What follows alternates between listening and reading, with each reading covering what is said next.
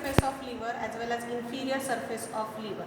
The main features which are visible here are these reflections of peritoneum in the form of continuation of falciform ligament, right layer, superior layer of coronary ligament, right triangular ligament, inferior layer of coronary ligament, reflection towards the stomach in the form of lesser omentum. This is the gallbladder, in the fossa for the gallbladder.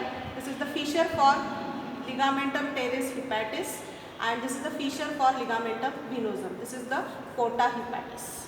So peritoneal reflections which are seen here as right layer of falciform ligament. If you trace it to the right side, it gets reflected to diaphragm as superior layer of coronary ligament, continues as right triangular ligament. Towards left, it forms the inferior layer of coronary ligament which is reflected towards the right kidney.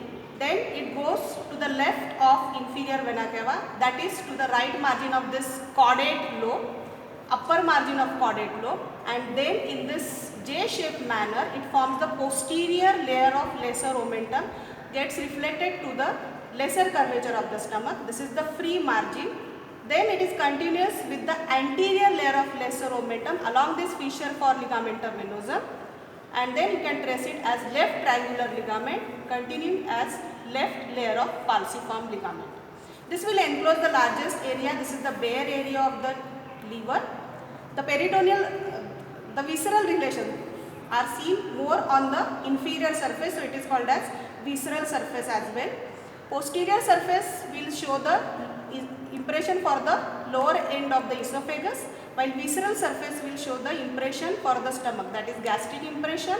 This is the tuber omental which is related with this surface separated by lesser sac. Then pyloric end of the stomach and first part of stomach. This is the part of quadrate lobe which is divided into three parts. The duodenum will get reflected to form the continue as the second part of duodenum. This is the impression of right colic flexure. This is the impression of the right kidney. While right suprarenal is also related about that, which will extend into the bare area of the liver.